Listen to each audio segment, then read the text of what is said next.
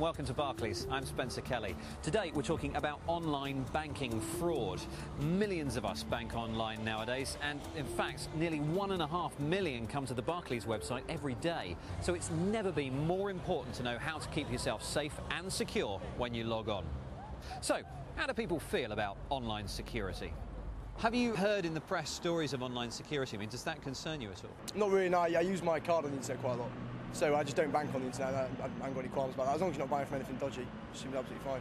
How do you decide on your password and how often do you change it? Actually, I haven't changed it often.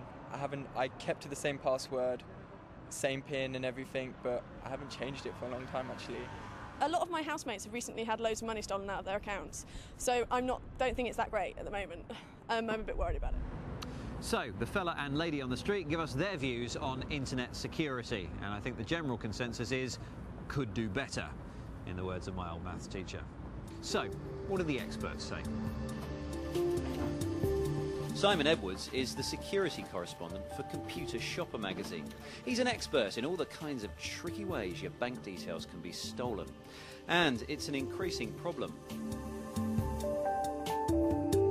Over the last year, £500 million has been stolen from people who shop online. £22 million was stolen from people who bank online. And one of the buzzwords connected to online fraud is phishing. Phishing with a PH is a kind of wordplay on phishing with an F, which is to try and capture people's details, wind them in and trick them into giving you their information. And this is when you get an email from a bank or some other service that you may or may not have signed up to, asking you to enter your details into a fake website. Of course, you won't realise it's a fake, and by then it'll be too late. And so you enter your username and your password into this site, thinking you're logging on to, say, your bank account, and actually what's happening to your details? Well, they're being sent to a criminal who will either use them to gain access to your funds, or more likely compile a list and sell that to another criminal. So, serious stuff then. In fact, it's been likened to online bank robbery. So, what are the banks doing about it? Well, I've come here to Barclays HQ to find out how they're tackling this multi-million-pound crime and to find out how you can protect yourselves against it. Barclays has introduced this. It's called PIN SENTRY, and it's designed to make it safer to bank online. You stick your card in the slot, enter your PIN, and it spits out a unique 8-digit number. This changes every time you use it, so even if someone gets hold of your PIN and this 8-digit number, they can't ever use it again. Here's Sean Gilchrist. He's the man at Barclays in charge of keeping your online details safe. PIN Sentry gives an extra layer of protection to our customers. It's two-factor protection, so it's something you know and something you have. The way you use it is when you log on. And the level of protection it gives you when you log on is it protects you against phishing scams.